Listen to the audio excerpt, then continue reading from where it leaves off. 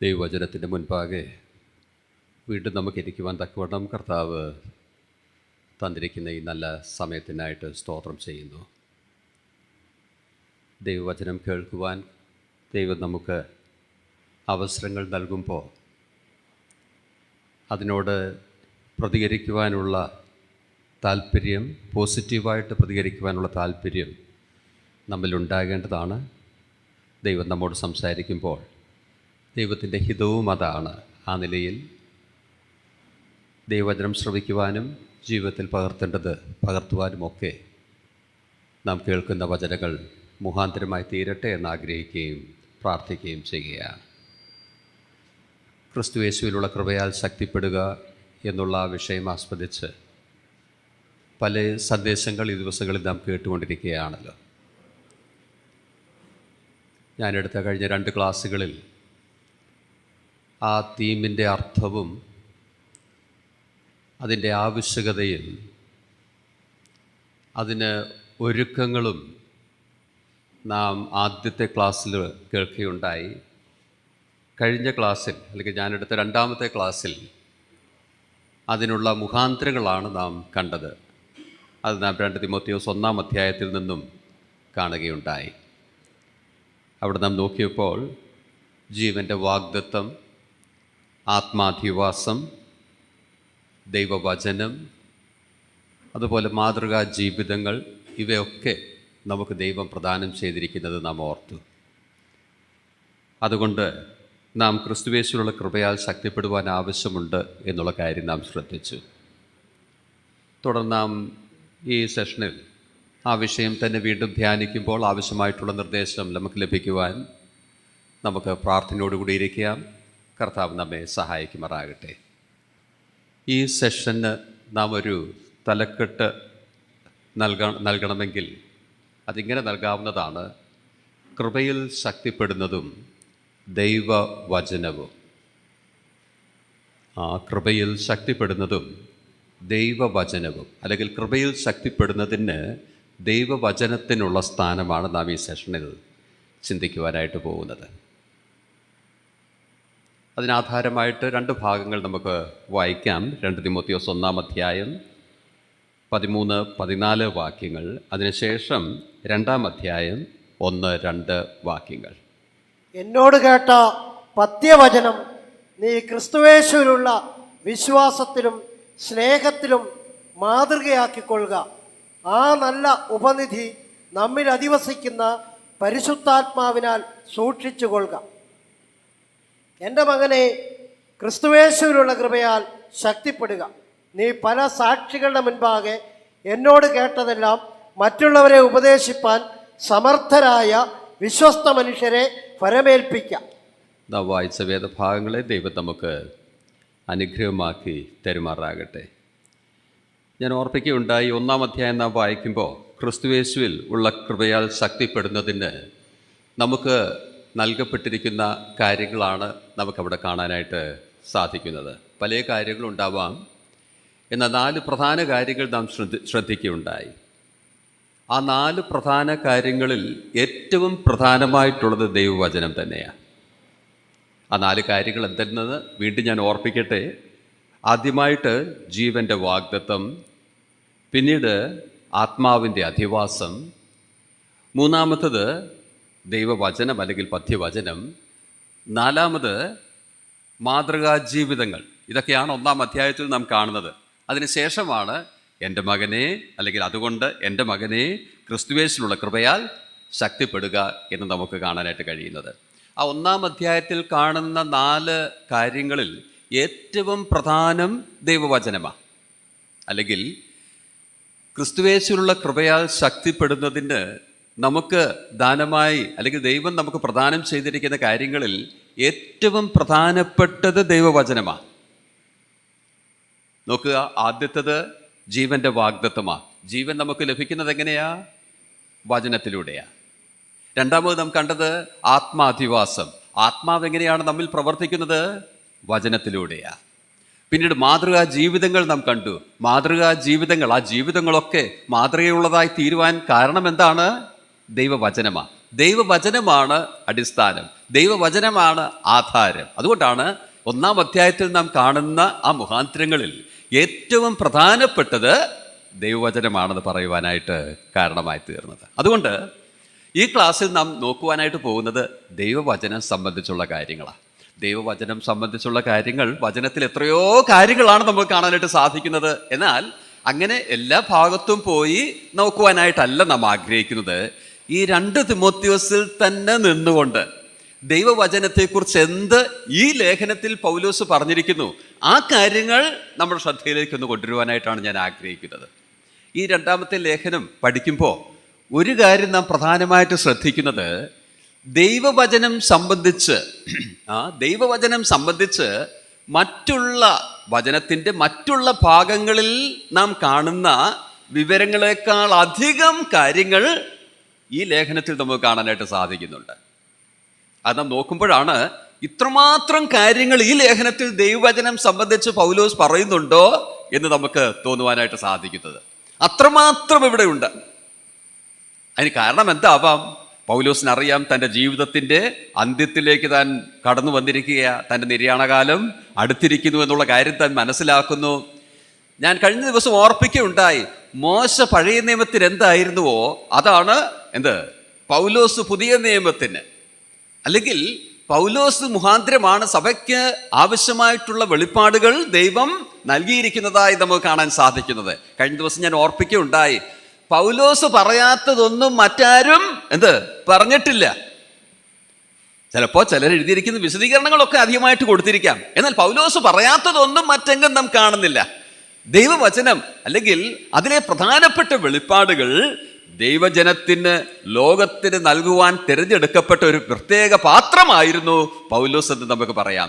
30 വർഷത്തിലധികം അന്നത്തെ ലോകത്തിലെല്ലാം, മനുഷ്യർ താമസിക്കുന്ന ലോകത്തിലെല്ലാം, അല്ലെങ്കിൽ റോമൻ സാമ്രാജ്യത്തിലെല്ലാം താൻ പോയി വചനം ഘോഷിച്ചു. തൻ്റെ ജീവിതം ഇപ്പോൾ അന്ത്യത്തിലേക്ക് വരികയാണ്. ഇനിയും താൻ നൽകിയ ആ വചനം, താൻ ആരംഭിച്ച ആ ശുശ്രൂഷ തുടരുവാൻ ആവശ്യമുണ്ട്. അപ്പോൾ ആ വചനത്തിൻ്റെ എല്ലാം ആ ആഴം, അതിൻ്റെ വലിപ്പം താൻ മനസ്സിലാക്കി, താൻ നൽകിയ ആ വചനത്തെക്കുറിച്ചുള്ള ഭാരനിമിത്തമാവാം തൻ്റെ ഒടുവിലത്തെ ലേഖനത്തിൽ ഇത്രമാത്രം വചനത്തിനൂന്നൽ കൊടുത്ത് പറയുവാൻ കാരണമായി തീർന്നിരിക്കുന്നത്. ആ കാര്യങ്ങളാണ് നാം ഇപ്പോൾ ഈ 2-ാം ലേഖനത്തിൽ നിന്നും നോക്കുവാനായിട്ട് പോകുന്നത്. 3 കാര്യങ്ങൾ പ്രധാനമായിട്ടും നമ്മുടെ സൗകര്യത്തിനായിട്ട് നോക്കുന്നതാണ്, അല്ലെങ്കിൽ 3 സബ് ടൈറ്റിൽസ് ആയിട്ട് നാം ആ കാര്യങ്ങൾ കാണുന്നതാണ്. ഒന്നാമത് വചനത്തിൻ്റെ സ്രോതസ്, രണ്ടാമതായിട്ട് വചനത്തിന് നൽകിയിരിക്കുന്ന വിവരണങ്ങൾ, മൂന്നാമതായിട്ട് വചനത്തോടുള്ള നമ്മുടെ ഉത്തരവാദിത്തങ്ങൾ. ഈ 3 കാര്യങ്ങളും ഈ 2-ാം ലേഖനം ആസ്പദമാക്കി നാം കാണുവാനായിട്ട് പോവുകയാണ്. അതിൻ്റെ സ്രോതസ്, അതിൻ്റെ വിവരണങ്ങൾ, അതോടുള്ള നമ്മുടെ ഉത്തരവാദിത്തങ്ങൾ. ഞാൻ ആദ്യം ഓർപ്പിക്കുകയുണ്ടായി, ക്രിസ്തുയേശുവിലുള്ള കൃപയാൽ ശക്തിപ്പെടുവാൻ നമുക്കുള്ള ഏറ്റവും വലിയ മുഖാന്തരം ദൈവവചനമാണെന്നുള്ളത്. ക്രിസ്തുയേശുവിലുള്ള കൃപയാൽ ശക്തിപ്പെടുക എന്ന് പറഞ്ഞാൽ ആത്മീയമായിട്ടുള്ള ആരോഗ്യകരമായ വളർച്ചയാണെന്നുള്ളത് നാം കാണുകയുണ്ടായി.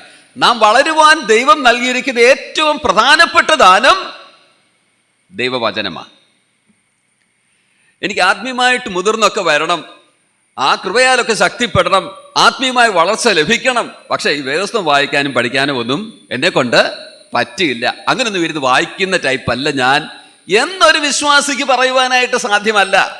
ആത്മീയമായി മുൻപോട്ട് വരണമോ, ആത്മീയമായി വളർച്ച ലഭിക്കണമോ, അല്ലെങ്കിൽ ക്രിസ്തുയേശുവിലുള്ള കൃപയാൽ ശക്തിപ്പെടണമോ, വചനം ഒഴിച്ചത് സാധ്യമല്ല.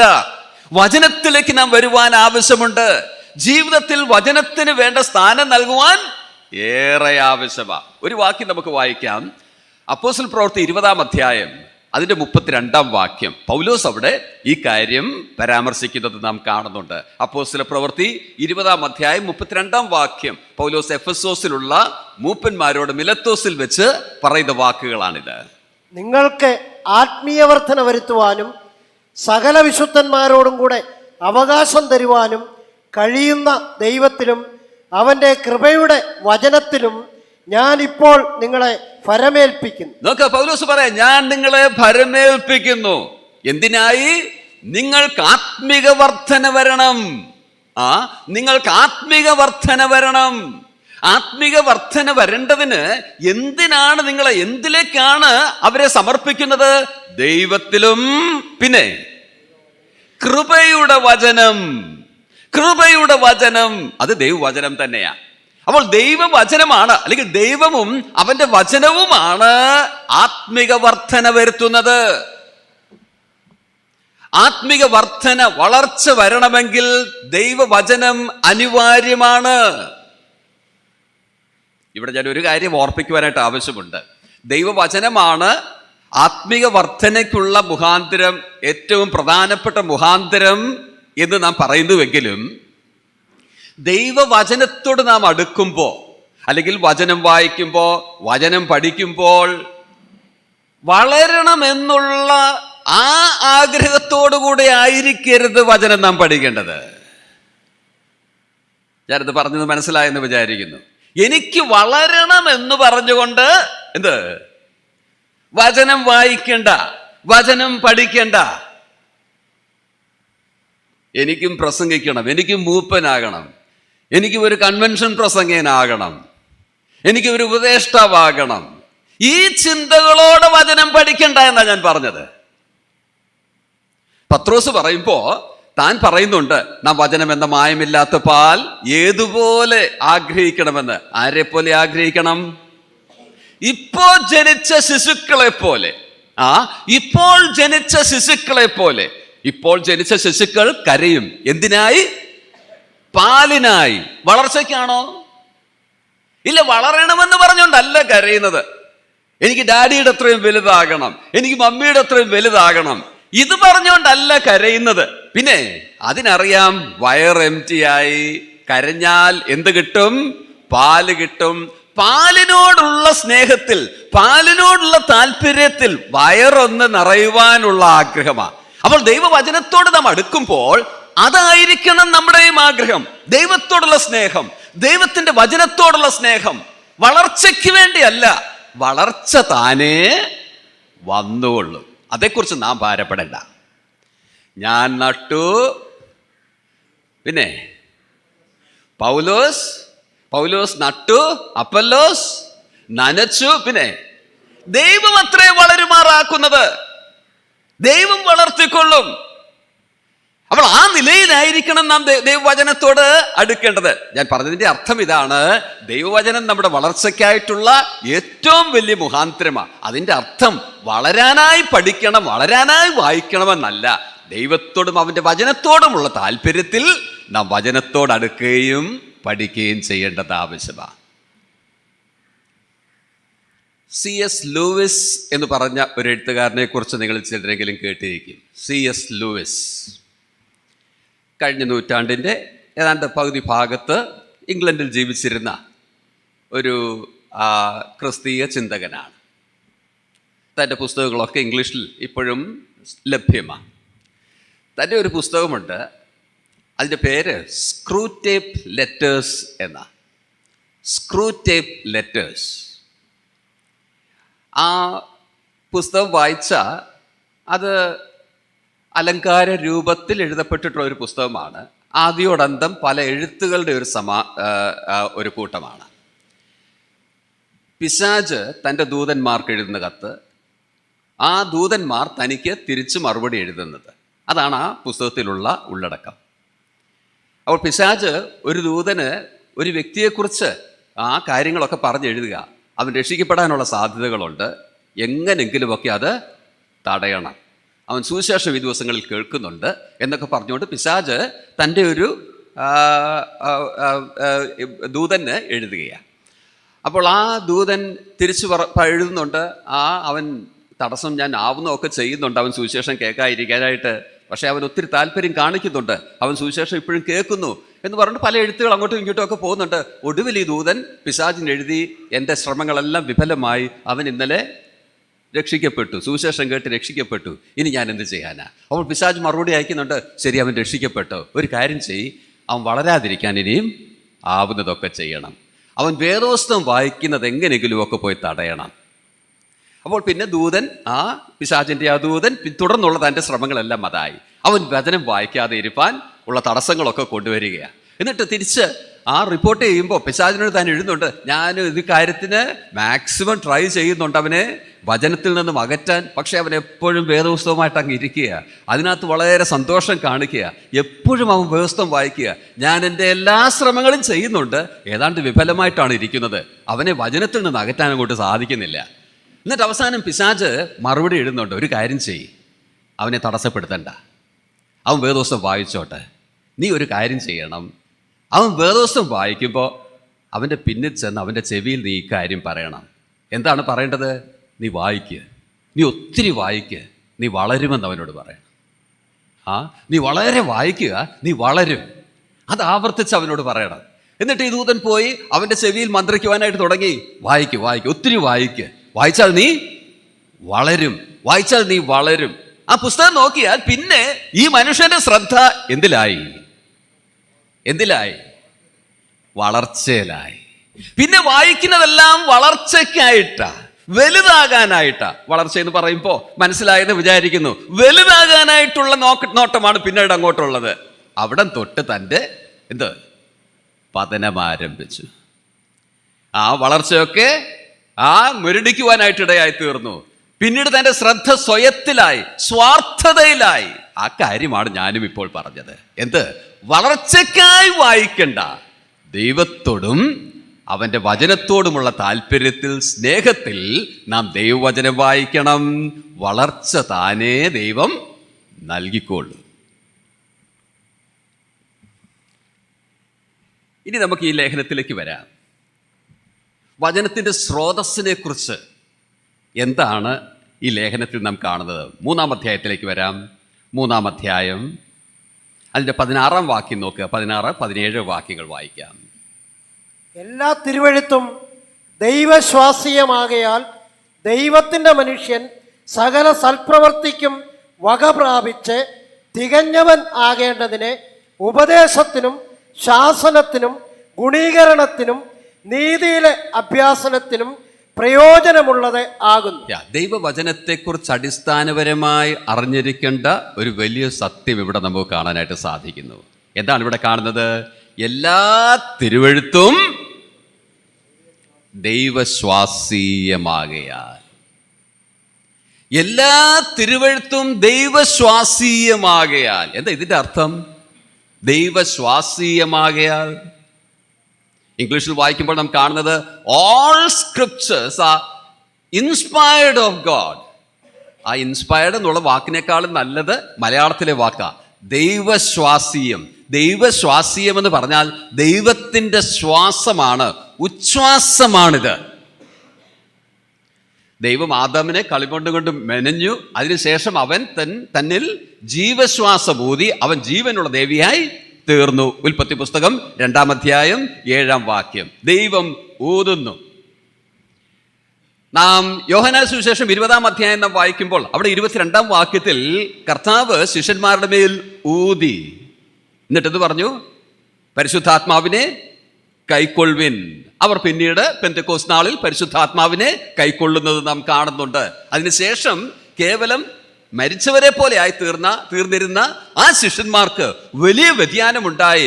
ശക്തി പ്രാപിച്ച് അന്നത്തെ ലോകത്തെ കീഴ്മേൽ മറിക്കുന്നത് നമുക്ക് കാണാനായിട്ട് സാധിക്കുന്നുണ്ട്.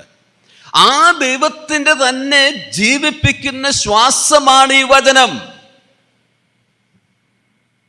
ദൈവം ജീവശ്വാസം ഊതി ആ കളിമണ്ണ് കൊണ്ട് മെനഞ്ഞിരുന്ന ആദമിന് ജീവൻ നൽകിയതുപോലെ, ആ ശിഷ്യന്മാരുടെ മേൽ ഊതി ആ ശിഷ്യന്മാർക്ക് ജീവൻ നൽകിയതുപോലെ, ഇതാ ജീവൻ നൽകുന്ന ദൈവത്തിൽ നിന്നുള്ള ശ്വാസമാണിത്.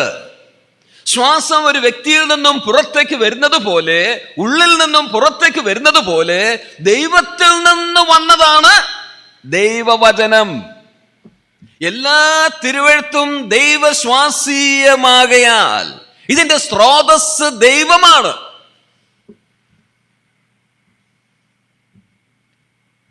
മറ്റൊരു വാക്യത്തിലേക്ക് ഇതേ കാര്യം വേറെ നിലയിൽ പറയുന്ന വേറൊരു ഭാഗത്തേക്ക് നമ്മുടെ ശ്രദ്ധയെ കൊണ്ടുവരാം. 2 പത്രോസ് 1-ാം അധ്യായം. 2 പത്രോസ് 1-ാം അധ്യായം അതിൻ്റെ 20-21 വാക്യങ്ങൾ നോക്കുക. തിരുവഴുത്തിലെ പ്രവചനമൊന്നും സ്വയമായ വ്യാഖ്യാനത്താൽ ഉളവാകുന്നതല്ല എന്ന് ആദ്യം തന്നെ അറിഞ്ഞുകൊള്ളണം. പ്രവചനം ഒരിക്കലും മനുഷ്യന്റെ ഇഷ്ടത്താൽ വന്നതല്ല, ദൈവ കൽപ്പനയാൽ മനുഷ്യർ പരിശുദ്ധാത്മ നിയോഗം പ്രാപിച്ചിട്ട് സംസാരിച്ചതത്രേ. അതെ, പൗലോസ് തിമോത്തിയോസിനോട് എന്ത് പറഞ്ഞുവോ അതേ കാര്യം ആ പത്രോസും ഇവിടെ പറയുന്നതായി നാം കാണുന്നത്. 30-ാം വാക്യത്തിൽ പറയുന്നത് തിരുവഴുത്തിലെ പ്രവചനമൊന്നും, ഇവിടെ പ്രവചനം എന്ന് പറയുമ്പോൾ ദൈവവചനത്തിന് ഉപയോഗിക്കുന്ന വാക്കാണ്. പ്രവചനമൊന്നും സ്വന്തമായ വ്യാഖ്യാനത്താൽ ഉളവായതല്ല എന്ന് വെച്ചാൽ മനുഷ്യന്റെ ആശയങ്ങളല്ലിവ. പിന്നെ എന്താണ് 21-ാം വാക്യം? അവിടെ നാം കാണുന്നത് മനുഷ്യർ പരിശുദ്ധാത്മ നിയോഗം പ്രാപിച്ചിട്ട് സംസാരിച്ചതത്രേ. പരിശുദ്ധാത്മ നിയോഗം. ആ നിയോഗം എന്ന വാക്ക് ശ്രദ്ധിക്കുക. ആ നിയോഗം എന്ന വാക്ക്, അവിടെ നിയോഗം എന്നതിന് ഉപയോഗിച്ചിരിക്കുന്ന വാക്ക് പത്രോസിൻ്റെയൊക്കെ പഴയ ഉദ്യോഗത്തിൽ നിന്നും കടമെടുത്ത വാക്ക. എന്തായിരുന്നു പത്രോസിന്റെ പഴയ ഉദ്യോഗം? മുക്കുവനായിരുന്നു, മീൻപിടുത്തമായിരുന്നു പണി. നമുക്കറിയാം, അക്കാലത്ത് മീൻപിടുത്തത്തിനൊക്കെ പോകുന്നവർ ഇന്ന് കാണുന്ന ബോട്ട് പോലെയുള്ള ബോട്ടുകളൊന്നും ആയിരുന്നില്ല. ഇന്നുള്ള ബോട്ടിന് മോട്ടറും ഇഞ്ചനും ഒക്കെ ഉണ്ട്, അതിലാണ് അത് ഓടുന്നത്. എന്നാൽ അക്കാലത്ത് അവർ ഓടിയിരുന്നത് എങ്ങനെയായിരുന്നു?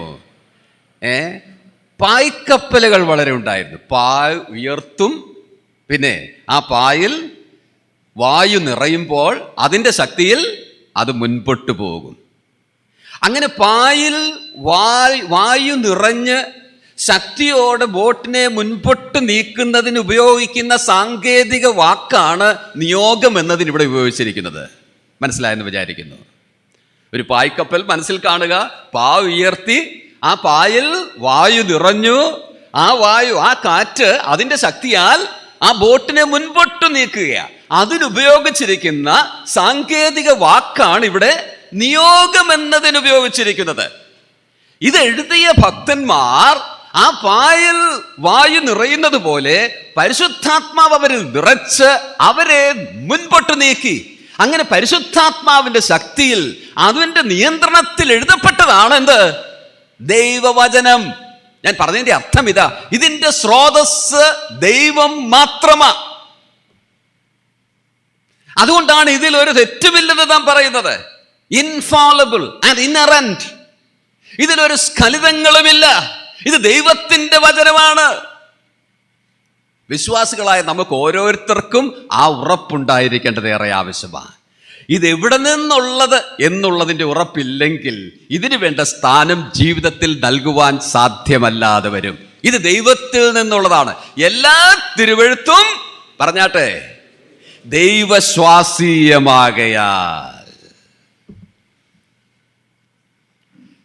നാം ദൈവവചനത്തെ സംബന്ധിച്ച് ഇതിന്റെ ദൈവശ്വാസീയതയെ 2 നിലയിൽ നാം വിശ്വസിക്കുന്നുണ്ട്. ഒന്ന്, ഇംഗ്ലീഷിൽ ഇങ്ങനെ പറയും, plenary inspiration and verbal inspiration. Plenary inspiration എന്ന് പറയുമ്പോൾ വചനത്തിന്റെ പൊതുവായിട്ടുള്ള ദൈവശ്വാസീയത. എല്ലാ തിരുവെഴുത്തും എന്നുള്ള പ്രയോഗത്തിൽ നാം അതാണ് കാണുന്നത്. ഉൽപ്പത്തി മുതൽ വെളിപ്പാട് വരെയും പൗലോസ് ഇത് എഴുതുമ്പോൾ ഉൽപ്പത്തി മുതൽ മലാഖി വരെയുമാണ് തിരുവെഴുത്തായിട്ടുള്ളത്. എന്നാൽ ഇന്ന് നാം പറയുമ്പോൾ ഉൽപ്പത്തി മുതൽ വെളിപ്പാട് വരെ എന്ന് നമുക്കത് മനസ്സിലാക്കാം. എല്ലാ തിരുവെഴുത്തും ദൈവശ്വാസീയം, പ്ലീനറി ഇൻസ്പിരേഷൻ, വചനത്തിന്റെ പൊതുവായിട്ടുള്ള ദൈവശ്വാസീയത. അത് മാത്രമല്ല നാം വിശ്വസിക്കുന്നത് വെർബൽ ഇൻസ്പിരേഷൻ. അതിലെങ്കിൽ അതിലെ ഓരോ വാക്കും ദൈവശ്വാസീയമാണ്. നാം മത്തായി സുവിശേഷം 5-ാം അധ്യായം നാം വായിക്കുമ്പോൾ അതിന്റെ 18-ാം വാക്യം വായിക്കുമ്പോൾ കർത്താവ് പറയുന്ന വാക്ക് നാം കാണുന്നുണ്ട്. ഇതിലെ ഒരു വള്ളിക്കും പുള്ളിക്കും മാറ്റം വരികയില്ലെന്നുള്ളത് കർത്താവ് വ്യക്തമാക്കുന്നു. ആ വള്ളിക്കും പുള്ളിക്കും ഇംഗ്ലീഷിൽ നാം വായിക്കുമ്പോൾ ജോഡ് ഓർ ടെറ്റിൽ.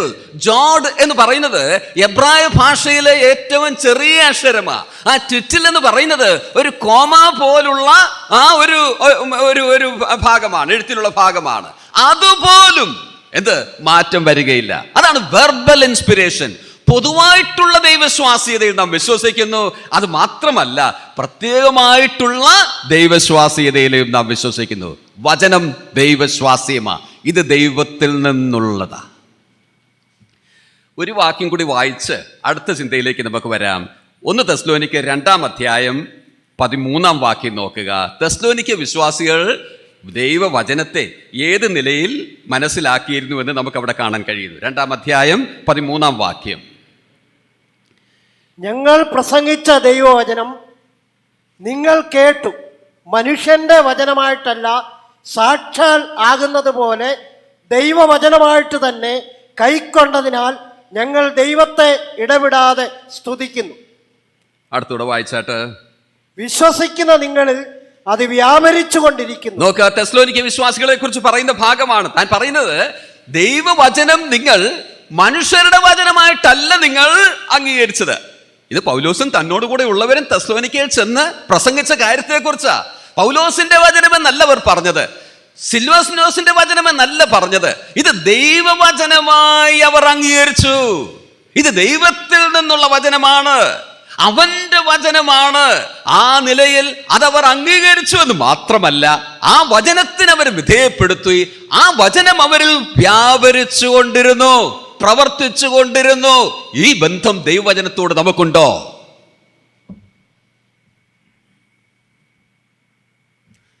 ഒരു സഭയിലെ മൂപ്പൻ എന്നോട് പറഞ്ഞത് ഞാൻ ഓർക്കുന്നുണ്ട്. ബ്രദർ, ഈ ദൈവവചനം എന്നൊക്കെ നമ്മൾ പറയുന്നെങ്കിലും നമുക്ക് അങ്ങനെ അതങ്ങ് വിശ്വസിക്കാൻ ഒക്കുകയില്ല. മനുഷ്യരൊക്കെ അല്ലേ ഇത് എഴുതിയത്? പൗലോസ് അല്ലേ ഇത് എഴുതിയത്? പത്രോസ് അല്ലേ ഇത് എഴുതിയത്? കുറവുകളൊക്കെ ഉള്ളവരായിരുന്നില്ലേ? അതുകൊണ്ട് വചനത്തിലും കുറവുകളൊക്കെ ഉണ്ട്, തെറ്റുകളൊക്കെ ഉണ്ട്. ഇല്ലെന്ന് നമുക്ക് പറയാൻ സാധിക്കുമോ? ഒരു സഭയിലെ മൂപ്പൻ പറഞ്ഞതാ. ഇത് മനുഷ്യർ എഴുതിയതാണ്, സംശയമില്ല. എന്നാൽ ഇതിൽ കാണുന്ന വാക്കുകൾ ദൈവം അവരെന്തെഴുതണമെന്ന് ആഗ്രഹിച്ചുവോ അതെഴുതത്തക്കവണ്ണം അവരെ നിയന്ത്രിച്ച് നിയോഗിച്ച് എഴുതിപ്പിച്ചതാണെന്നുള്ളത് നാം ഓർക്കണം. മെഷീൻ പോലെ അവർ വർക്ക് ചെയ്യുകയായിരുന്നില്ല, സെക്രട്ടറി പോലെ അവർ വർക്ക് ചെയ്യുകയായിരുന്നില്ല, സ്വതന്ത്രമായി അവർ എഴുതുകയായിരുന്നു. എന്നാൽ ദൈവം പരിശുദ്ധാത്മാവ് മുഖാന്തരം അവരുടെ ജീവിതത്തെ നിയന്ത്രിച്ചു. എന്തവർ എഴുതണമോ അത് എഴുതത്തക്കവണ്ണം അവരുടെ ജീവിതത്തെയും ചിന്തകളെയും പരിശുദ്ധാത്മാവ് നിയന്ത്രിച്ചു. ആ നിലയിൽ ഇത് മനുഷ്യന്റെ വാക്കുകളല്ല, പിന്നെ ദൈവത്തിന്റെ വാക്കാ, ദൈവത്തിന്റെ വചനമാ. ഈ ധാരണ വചനത്തെക്കുറിച്ച് നമുക്ക് ഉണ്ടാവാനായിട്ട് ആവശ്യമുണ്ട്. വചനത്തിന്റെ സ്രോതസ് അത് ദൈവമാണ്, ദൈവത്തിൽ നിന്നുള്ള വചനമാണ്. ശ്വാസം എന്ന പോലെ അവനിൽ നിന്നും വന്നതാണിത്. ഇനി അടുത്തതായിട്ട് 2 തിമോത്തിയോസിലേക്ക് തന്നെ നാം നോക്കി ഈ ലേഖനത്തിൽ വചനത്തിൽ നൽകിയിരിക്കുന്ന വിവിധ വിവരണങ്ങളെന്ന് നോക്കുക. ഏതാണ്ട് 7 വിവരണങ്ങൾ നമുക്ക് കാണാനായിട്ട് സാധിക്കുന്നു. അതെല്ലാം വിശദീകരിക്കുവാൻ ഞാൻ ആഗ്രഹിക്കുന്നില്ല, ചിലത് മാത്രം വിശദീകരിക്കാം. എന്നാൽ ആ 7 എണ്ണവും നമ്മുടെ ശ്രദ്ധയിലേക്കൊന്ന് കൊണ്ടുവരുവാൻ ആഗ്രഹിക്കുന്നു. 1-ാം അധ്യായത്തിലേക്ക് വരാം. 1-ാം അധ്യായം അതിന്റെ 13-ാം വാക്യം നോക്കുക. എന്നോട് കേട്ട പഥ്യവചനം മതി. പഥ്യവചനം, അതാണ് ആദ്യത്തേത്. പഥ്യവചനം. തുടർന്ന് വായിക്കുക. നീ ക്രിസ്തുവേശുവിലുള്ള വിശ്വാസത്തിലും സ്നേഹത്തിലും മാതൃകയാക്കിക്കൊള്ളുക. മാതൃക ഞാൻ പിന്നീട് വിശദീകരിക്കാം. മാതൃക, പഥ്യവചനം, മാതൃക. 14-ാം വാക്യം. ആ നല്ല ഉപനിധി. ഇനി 2-ാം അധ്യായത്തിലേക്ക് വരാം. 2-ാം അധ്യായം 15-ാം വാക്യം. എന്താ ഇവിടെ നാം കാണുന്നത്? സത്യവചനം. സത്യവചനം. ഇനി 3-ാം അധ്യായം 14-ാം വാക്യം നോക്കുക. മനുഷ്യരും മായാവികളും വഞ്ചിക്കപ്പെട്ടുകൊണ്ട് മേൽക്കുമേൽ ദോഷത്തിൽ മുതിർന്നു വരും. നീയോ ഇന്നവരോട് പഠിച്ചു എന്നോർക്കുകയും ക്രിസ്തുവേശുവിലുള്ള വിശ്വാസത്താൽ നിന്നെ രക്ഷയ്ക്ക് ജ്ഞാനിയാക്കുവാൻ മതിയായ തിരുവെഴുത്തുകൾ. 4-ാം അധ്യായത്തിലേക്ക് വരാം. അതിന്റെ 2-ാം വാക്യം. 4:2 വചനം. വചനം. ഇനി 4-ാം അധ്യായം 7-ാം വാക്യം വായിക്കുക. ഞാൻ നല്ലമാർ പരുതു, ഓട്ടം തികച്ചു, വിശ്വാസം കാത്തു. വിശ്വാസം.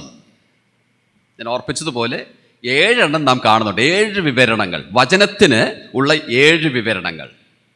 ഒന്നാമത് നാം കണ്ടത് അത് പഥ്യവചനമാണ്. രണ്ടാമതായിട്ട് കാണാനായിട്ട് കഴിയുന്നത് അത് മാതൃകയാണ്. മൂന്നാമത്തത് അത് ഉപനിധിയായി നാം കാണുന്നു. നാലാമത് സത്യവചനം. 5 തിരുവെഴുത്തുകൾ. 6 വചനം. 7 വിശ്വാസം. ഇത്രയും വിവരണങ്ങൾ വചനത്തിൽ നൽകിയിരിക്കുന്ന വേറെ പുസ്തകങ്ങളുണ്ടോ എന്ന് സംശയം. ആദ്യത്തെ നോക്കുക, പഥ്യവചനം. എൻ്റെ ഒരു ക്ലാസ്സിൽ ഞാൻ ഈ വാക്ക് വിശദീകരിക്കുകയുണ്ടായി. പഥ്യവചനം. ഇംഗ്ലീഷിൽ നാം കാണുമ്പോൾ സൗണ്ട് വേർഡ്സ്. സൗണ്ട്. അവിടെ സൗണ്ട് എന്ന് പറയുമ്പോൾ ശബ്ദത്തെ കുറിക്കുന്നതല്ല. പിന്നെ അതിൻ്റെ അർത്ഥം ഞാൻ കഴിഞ്ഞ ദിവസം ഓർപ്പിക്കുകയുണ്ടായി. അവിടെ ഉപയോഗിച്ചിരിക്കുന്ന പഥ്യം എന്നുള്ളതിന് ഉപയോഗിച്ചിരിക്കുന്ന വാക്കിൻ്റെ അർത്ഥം ആരെങ്കിലും ഓർക്കുന്നുണ്ടോ? ആരോഗ്യകരമായത്. ആരോഗ്യകരമായത്. പഥ്യവചനം ആരോഗ്യകരമായ വചനം, അല്ലെങ്കിൽ ആരോഗ്യം നൽകുന്ന വചനമാണത്. ഞാനത് വിശദീകരിക്കുകയുണ്ടായി. ഒരു രോഗിയായ മനുഷ്യൻ്റെ ഉദാഹരണമാണ് ഞാൻ തന്നത്. ഹോസ്പിറ്റലൊക്കെ അഡ്മിറ്റ് ചെയ്തു, സുഖമായി വീട്ടിലേക്ക് വിടുകയാണ്. വീട്ടിലേക്ക് വിടുമ്പോൾ ഡോക്ടർ ഇനി അടുത്ത 2 ആഴ്ച വിശ്രമിക്കുന്ന കാര്യവും തുടർന്ന് എന്തൊക്കെ കഴിക്കണം തുടങ്ങിയുള്ള കാര്യങ്ങളൊക്കെ അവനോട് പറയും. ആ കഴിക്കാനൊരു ലിസ്റ്റൊക്കെ അവന് കൊടുക്കും, ഇന്ന ഭക്ഷണങ്ങൾ. അപ്പോൾ ആ ലിസ്റ്റിനെ നോക്കി നമുക്കിങ്ങനെ പറയാം, അവൻ ആരോഗ്യം കിട്ടാൻ ഡോക്ടർ പ്രിസ്ക്രൈബ് ചെയ്തിരിക്കുന്നവയാണ്. ആരോഗ്യകരമായിട്ടുള്ള ആഹാരം. വചനം നമുക്ക് ആരോഗ്യം നൽകുന്ന ആഹാരമാണ്. ആരോഗ്യം നൽകുക, ലഭിക്കുക എന്നൊക്കെ പറയുന്നതാണ് ക്രിസ്തുവേശുവിലുള്ള കൃപയാൽ ശക്തിപ്പെടുക എന്ന് പറയുമ്പോൾ അർത്ഥമാക്കുന്നത്. അപ്പോൾ വചനത്താലാണത് സാധ്യമാകുന്നത്. ഇതാണ് നമുക്ക് തന്നിരിക്കുന്ന ഭക്ഷണം. ഇതാണ് നമുക്ക് പോഷണം നൽകുന്നത്. 1 തിമോത്തിയോസ് 4-ാം അധ്യായത്തിലേക്ക് ശ്രദ്ധയെ കൊണ്ടുവരാം. 1 തിമോത്തിയോസ് 4-ാം അധ്യായം അതിൻ്റെ 6-ാം വാക്യം നോക്കുക. ഇത് സഹോദരന്മാരെ ഗ്രഹിപ്പിച്ചാൽ നീ അനുസരിച്ച വിശ്വാസത്തിന്റെയും സതുപദേശത്തിന്റെയും വചനത്താൽ പോഷണം ലഭിച്ച്. നോക്കുക, സതുപദേശത്തിന്റെയും വചനത്താൽ പോഷണം ലഭിച്ച്. പോഷണം ലഭിക്കുക. ആ പോഷണം എന്നുള്ള വാക്കും ആഹാരത്തോട് ബന്ധപ്പെട്ട വാക്കാണ്. നല്ല ഭക്ഷണം കഴിച്ചാൽ പോഷണം ലഭിക്കും. സമ്പുഷ്ടമായിട്ടുള്ള ആഹാരം കഴിച്ചാൽ പുഷ്ടിയുള്ളവരായി തീരും. നമുക്കുള്ള ആത്മീയ മനുഷ്യനുള്ള സമ്പുഷ്ടമായിട്ടുള്ള ആഹാരം എന്ന് പറയുന്നത് ദൈവവചനമാണ്. രണ്ടാമത്തേത് നാം കാണുന്നത് മാതൃക എന്നുള്ള വാക്കാ. മാതൃക.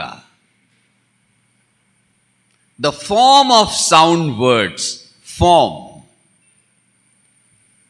അത് ദൈവവചനത്തിന് ഉപയോഗിച്ചിരിക്കുന്ന ആ ഒരു അലങ്കാരമാണ്, മാതൃകയാണത്. ഇതിൻ്റെ അർത്ഥം എന്താ? ഇതിനുപയോഗിച്ചിരിക്കുന്ന വാക്ക് ആ ഒരു രൂപം എന്നും തർജ്ജമ ചെയ്ത് നമുക്ക് കാണാനായിട്ട് കഴിയുന്നുണ്ട്. രൂപം. നാം എല്ലാവരും പ്ലാസ്റ്റിക് ചെയറിലൊക്കെ ഇരിക്കുകയാണ്. ഈ പ്ലാസ്റ്റിക് ചെയറൊക്കെ ഉണ്ടാക്കുന്ന ഫാക്ടറിയിൽ പോയാൽ ഇതെങ്ങനെയാണ് ഉണ്ടാക്കുന്നതെന്നൊക്കെ കാണാനായിട്ട് സാധിക്കും. ആ ദ്രാവക രൂപത്തിലുള്ള പ്ലാസ്റ്റിക് ഒരു അച്ചിലേക്ക്, മലയാളത്തിൽ അച്ചെന്നാണല്ലോ പറയുന്നത്, ആ അച്ചിലേക്ക് അത് ഒഴിക്കും. അതിന് ശേഷം അത് തണുപ്പിക്കും. തണുപ്പിച്ചതിന് ശേഷം അത് തുറക്കുമ്പോൾ ആ അച്ചിൻ്റെ രൂപം എന്തോ ആ രൂപത്തിലുള്ള വസ്തു പുറത്തെടുക്കും. അപ്പോൾ ആ അച്ചിൻ്റെ രൂപം, അതിൻ്റെ ഉള്ളിലെ രൂപം ഈ പ്ലാസ്റ്റിക് ചെയറിൻ്റെ ഒക്കെ രൂപമായിരിക്കും. അപ്പോൾ അത് തണുപ്പിച്ച് തുറന്നെടുക്കുമ്പോൾ ആ രൂപത്തിലുള്ള ആ ഒരു വസ്തു പുറത്തെടുക്കും. അങ്ങനെയാണ് ഈ പ്ലാസ്റ്റിക് ചെയറുകളൊക്കെ ഉണ്ടാക്കുന്നത്. അപ്പോൾ ആ അച്ഛന് ഉപയോഗിക്കുന്ന വാക്കാണ് ഇവിടെ മാതൃക എന്നുള്ള ആ സ്ഥാനത്ത് ഉപയോഗിച്ചിരിക്കുന്നത്. Form, a die, a mould, അല്ലെങ്കിൽ മലയാളത്തിൽ മൂശ എന്നും വിളിക്കും. മനസ്സിലായെന്ന് വിചാരിക്കുന്നു. വചനം നമുക്കൊരു മൂശയാണ്, ഒരു അച്ചുപോലെയാണ്. അത് പഥ്യവചനമെന്നുള്ള നിലയിൽ നമുക്ക് പോഷണം നൽകുന്നതാണ്. ഒരു രൂപം, മാതൃക എന്നുള്ള നിലയിൽ അത് നമുക്ക് രൂപം നൽകുന്നതാണ്. നമ്മുടെ ജീവിതത്തെ മോൾഡ് ചെയ്യുന്നതാണ്. ഈ ആശയം തന്നെ റോമാലേഖനം 6-ാം അധ്യായം 17-ാം വാക്യത്തിലും നമുക്ക് ലഭിക്കുന്നുണ്ട്. ആ ഭാഗത്തേക്ക് നമുക്കൊന്ന് നോക്കാം. റോമാലേഖനം 6-ാം അധ്യായം അതിൻ്റെ 17-ാം വാക്യം എന്താണ് നമുക്കവിടെ കാണാനായിട്ട് കഴിയുന്നത്? എന്നാൽ നിങ്ങൾ പാപത്തിന്റെ ദാസന്മാർ ആയിരിക്കുന്നുവെങ്കിലും നിങ്ങളെ പഠിപ്പിച്ച ഉപദേശ രൂപത്തെ ഹൃദയപൂർവം അനുസരിച്ച് പാപത്തിൽ നിന്ന് സ്വാതന്ത്ര്യം ലഭിച്ച് നീതിക്ക് മതി. ഇവിടെ ഉപദേശ രൂപം എന്നുള്ള വാക്ക് നാം അവിടെ കാണുന്നുണ്ട്. മലയാളത്തിൽ നാം കാണുന്നത് നിങ്ങളെ പഠിപ്പിച്ച ഉപദേശ രൂപം. വാസ്തവത്തിൽ അത് നിങ്ങളെ പഠിപ്പിച്ച ഉപദേശ രൂപം എന്നാൽ മനസ്സിലാക്കേണ്ടത് നിങ്ങൾ ഏൽപ്പിക്കപ്പെട്ട ഉപദേശ രൂപം. ആ നിങ്ങൾ ഏൽപ്പിക്കപ്പെട്ട ഉപദേശ രൂപം എന്ന് വെച്ചാൽ ആ ഉപദേശ രൂപത്തിലേക്ക് നിങ്ങൾ ഏൽപ്പിക്കപ്പെട്ടിരിക്കുകയാണ്. ഞാൻ ആ അച്ഛൻ്റെ മൂശയുടെ ഉദാഹരണം പറയുകയുണ്ടായി. ആ പ്ലാസ്റ്റിക് അതിൻ്റെ ദ്രാവക രൂപത്തിലുള്ളത് അതിലേക്ക് ഏൽപ്പിക്കപ്പെടും, അതിലേക്ക് ഒഴിക്കപ്പെടും. ദൈവവചനം നമുക്കൊരു മൂശയാ. അതിലേക്ക് ഏൽപ്പിക്കപ്പെട്ടിരിക്കുന്ന റോ മെറ്റീരിയൽസ് ആണ് നിങ്ങളുടെ ജീവിതവും എൻ്റെ ജീവിതവും. അത് നമുക്ക് രൂപം നൽകുന്നു. ലോകത്തിന്റെ മുൻപാകെ നിൽക്കുമ്പോൾ ദൈവവചനത്തിന്റെ രൂപം നമ്മിൽ പ്രത്യക്ഷമാകും. എന്താണ് ദൈവവചനത്തിന്റെ രൂപം? കർത്താവായ യേശുക്രിസ്തു പറയുകയുണ്ടായി, നിങ്ങൾ തിരുവെഴുത്തുകളെ ശോധന ചെയ്യുന്നു, അതിലെന്തുണ്ട്? ഞാനുണ്ടതിൽ, നിങ്ങൾക്ക് എന്നെ കണ്ടെത്തുവാൻ സാധിക്കും. വചനത്തിന്റെ സംക്ഷേപം എന്ന് പറയുന്നത് കർത്താവായ യേശുക്രിസ്തുവാ. അവൾ കർത്താവായ യേശുക്രിസ്തു സംക്ഷേപമായിട്ടിരിക്കുന്ന, ഉള്ളടക്കമായിട്ടിരിക്കുന്ന ദൈവവചനത്തിന് നമ്മെ ഏൽപ്പിച്ചിരിക്കുന്നു എന്ന് പറയുമ്പോ ദൈവവചനം പുത്രന്റെ രൂപം നമ്മളുടെ മേൽ അധികമുണ്ടാകുവാനായിട്ട് മുഖാന്തരമാകുന്ന മാധ്യമമാണെന്നുള്ള കാര്യമാണ് നാം ഓർക്കേണ്ടത്. വചനം നമ്മെ രൂപപ്പെടുത്തുന്നു. പഥ്യവചനം, മാതൃക. മൂന്നാമത്തെ വിവരണം എന്താണ് നാം കണ്ടത്? ആ മൂന്നാമത്തെ വിവരണം ഉപനിധി. എന്താ ഉപനിധി എന്ന് പറഞ്ഞാൽ അർത്ഥം? ഉപനിധി എന്ന് പറഞ്ഞാൽ എന്താണ് അർത്ഥം? നമുക്ക് അധികം മനസ്സിലാകുന്നത് ഇംഗ്ലീഷ് വാക്ക് അതിൻ്റെത്. അതിൻ്റെ വാക്ക് ഡിപ്പോസിറ്റ് എന്നാ. ഡിപ്പോസിറ്റ്. വചനം ഒരു ഡിപ്പോസിറ്റ് ആയിട്ട് നാം മനസ്സിലാക്കണം. നമുക്ക് ഇച്ചിരി പൈസ കൂടുതലുണ്ടെങ്കിൽ ബാങ്കിൽ പോയി നാം അത് ഡിപ്പോസിറ്റ് ചെയ്യും. അത് നമ്മുടെ ഡിപ്പോസിറ്റാ. കർത്താവ് നമ്മെ ഏൽപ്പിച്ചിരിക്കുന്ന ഒരു ഡിപ്പോസിറ്റാണെന്ത്? ദൈവവചനം, ഉപനിധി. 12-ാം വാക്യം നോക്കുക. ആ വാക്ക് മറ്റൊരു രീതിയിൽ പൗലോസ് തന്നെ ഉപയോഗിക്കുന്നുണ്ട്. 2 തിമോത്തിയോസ് 1:12. എന്താ അവിടെ നാം കാണുന്നത്? അത് നിമിത്തം തന്നെ ഞാൻ ഇതൊക്കെയും സഹിക്കുന്നു, എങ്കിലും ലജ്ജിക്കുന്നില്ല. ഞാൻ ആരെ വിശ്വസിച്ചിരിക്കുന്നു എന്നറിയുന്നു. അവൻ എൻ്റെ ഉപനിധി ആ ദിവസം വരെ സൂക്ഷിപ്പാൻ ശക്തനെന്ന് ഉറച്ചുമിരിക്കുന്നു. അവൻ എൻ്റെ ഉപനിധി ആ ദിവസം വരെ സൂക്ഷിപ്പാൻ ശക്തനെന്നുറച്ചിരിക്കുന്നു. എൻ്റെ ഉപനിധി, അല്ലെങ്കിൽ ഞാൻ ഡിപ്പോസിറ്റ് ചെയ്തിരിക്കുന്നത്. ആരിൽ ഡിപ്പോസിറ്റ് ചെയ്തിരിക്കുന്നത്? അവനിൽ. അല്ലെങ്കിൽ ഞാൻ അവനെ ഏൽപ്പിച്ചിട്ടുണ്ട് ചിലത്. എന്താണ് ഇവിടെ ഉള്ള ഉപനിധി? 12-ാം വാക്യത്തിലിത് തൻ്റെ ജീവിതത്തെക്കുറിച്ച് തന്നെ ആയിരിക്കാം. താൻ തന്നെത്താൻ ദൈവത്തിന് സമർപ്പിച്ചു.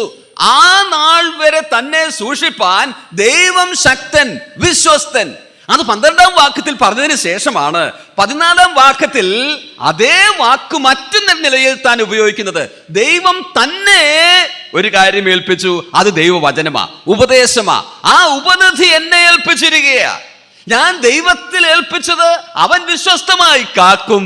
എങ്കിൽ എന്നെ ഏൽപ്പിച്ചത് ഞാനും വിശ്വസ്തമായി കാക്കണം, സൂക്ഷിക്കണം. ഉപനിധി, ഡിപ്പോസിറ്റ്. പിന്നീട് പല വാക്കുകൾ നാം കാണുന്നുണ്ട്. ഞാൻ ഓർപ്പിച്ചതുപോലെ എല്ലാം ഞാൻ ഒരുപോലെ വിശദീകരിക്കുന്നില്ല. പിന്നെ സത്യവചനം എന്നുള്ളത് നാം കണ്ടു, തിരുവെഴുത്ത് എന്നുള്ളത് നാം കണ്ടു, വചനം എന്നുള്ള വാക്ക് നാം കണ്ടു. ഒടുവിൽ നാം കണ്ടത് വിശ്വാസം. എന്താ വിശ്വാസം എന്ന വാക്കിന്റെ അർത്ഥം? തിരുവചനത്തിൽ വളരെ കാണുന്ന വാക്കാണല്ലോ വിശ്വാസം എന്നുള്ളത്. 3 അർത്ഥമെങ്കിലും ഈ വാക്കിനുണ്ട്. ഒന്ന്, ദൈവത്തിൽ നമുക്കുള്ള ആശ്രയം. രണ്ടാമതായിട്ട് നമ്മുടെ വിശ്വസ്തത. വിശ്വാസം എന്നതിന് വിശ്വസ്തത എന്നുള്ള അർത്ഥവുമുണ്ട്. മൂന്നാമതായിട്ട് വിശ്വാസ പ്രമാണം എന്ന അർത്ഥവുമുണ്ട്. വിശ്വാസ പ്രമാണം. ആശ്രയം, വിശ്വസ്തത, വിശ്വാസ പ്രമാണം. പൗലോസ് പറയുകയാണ്, ഞാൻ വിശ്വാസം കാത്തു. വിശ്വാസം കാത്തു എന്ന് പറയുമ്പോൾ ഈ മൂന്നിൽ ഒടുവിലത്തതെടുക്കുന്നതാണ് ഏറ്റവും യുക്തം. അവിടെ വിശ്വാസം കാത്തു എന്ന് പറയുമ്പോൾ വിശ്വാസ പ്രമാണം ഞാൻ കാത്തു. വിശ്വാസ പ്രമാണം എന്ന് പറയുമ്പോൾ അത് ദൈവവചനത്തെ കുറിക്കുന്നതാ, ഉപദേശങ്ങളെ കുറിക്കുന്നതാ. തൻ്റെ ജീവിതം മുഴുവൻ അതായിരുന്നുവല്ലോ. അതിനായി താൻ പോരാട്ടം കഴിച്ചു, അതിൽ താൻ വിശ്വസ്തമായിരുന്നു. ദൈവത്തിൽ നിന്നും സത്യം താൻ ലോകത്തിലേക്ക് കൊണ്ടുവന്ന് തന്റെ ജനത്തിന് നൽകിയത് മാത്രമല്ല, അത് കാക്കുന്ന ഉത്തരവാദിത്വവും തനിക്കുണ്ടായിരുന്നു. അതേക്കുറിച്ചാണ് പറയുന്നത്, വിശ്വാസം കാത്തു. അപ്പോൾ ആ വിശ്വാസം എന്നുള്ളത് ഉപദേശത്തിന്, വചനത്തിന് പര്യായമായി നമുക്ക് എടുക്കാവുന്നതാണ്. അതുകൊണ്ടാണ് ഈ ലിസ്റ്റിൽ അതും ചേർത്തിരിക്കുന്നത്. വിശ്വാസം, ദൈവവചനം നമുക്കൊരു വിശ്വാസ പ്രമാണമാണ്, ജീവിതത്തിനൊരു പ്രമാണമാണ്.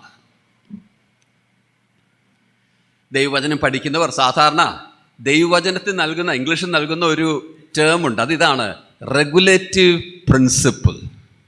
Regulative principle.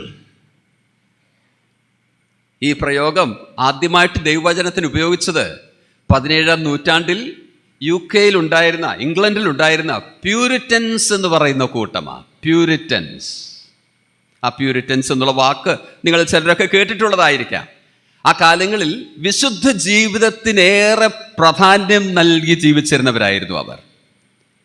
അതുകൊണ്ടാണ് അവരെ പ്യൂരിറ്റൻസ് എന്നറിയപ്പെടുന്നത്. വചനത്തിന് വളരെ സ്ഥാനം അവരുടെ ജീവിതത്തിലുണ്ടായി. അവരുടെ എഴുത്തുകൾ നോക്കിയാൽ വചനത്തിൻ്റെ വിശകലനം വളരെ നമുക്ക് കാണാനായിട്ട് സാധിക്കും. അവരുടെ പുസ്തകങ്ങളൊക്കെ ഇപ്പോഴും സുലഭമാണ്. അപ്പോൾ അവരാണ് ദൈവവചനത്തിന് ഈ വാക്ക് നൽകിയത്, റെഗുലേറ്റീവ് പ്രിൻസിപ്പിൾ. വ്യക്തി ജീവിതത്തിന്, കുടുംബ ജീവിതത്തിന്, സഭാ ജീവിതത്തിന്, സമൂഹ ജീവിതത്തിനൊക്കെ റെഗുലേറ്റീവ് പ്രിൻസിപ്പിൾ അല്ലെങ്കിൽ നിയന്ത്രിക്കുന്ന ചട്ടമായിട്ട് ഈ വചനത്തെ അവർ വിവരിച്ചു. ഇതാണ് പ്രമാണം, ഇതാണ് ചട്ടം. ആ നിലയിൽ വചനത്തെ നാം കാണുവാനായിട്ട് ആവശ്യമുണ്ട്. മറ്റൊന്നുമല്ല, വചനം മാത്രം. പൗലോസ് പറയുന്നത്, അത് ഞാൻ കാത്തു, വിശ്വാസം കാത്തു. അപ്പോൾ 7 വിവരണങ്ങൾ ദൈവവചനത്തിന് ഇവിടെ നമുക്ക് കാണാനായിട്ട് കഴിയുന്നു. ഇനി ഒടുവിലത്തിലേക്ക് നമ്മൾ ശ്രദ്ധ കൊണ്ടുവരാം.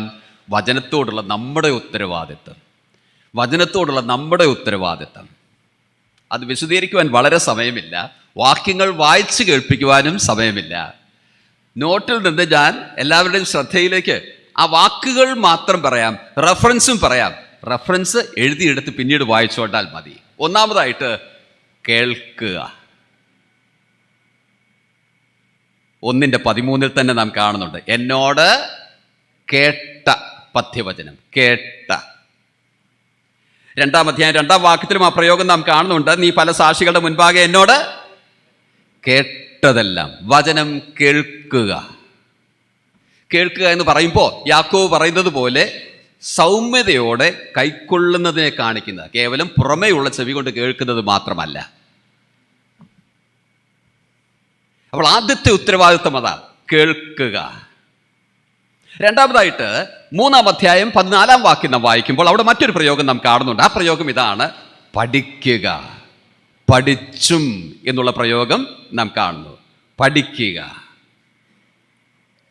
നീയോ ഇന്നവരോട് പഠിച്ചു എന്നോർക്കുകയും. കേൾക്കുന്നവരെല്ലാം പഠിക്കാറില്ല, പലരും കേൾക്കുകയുള്ളൂ.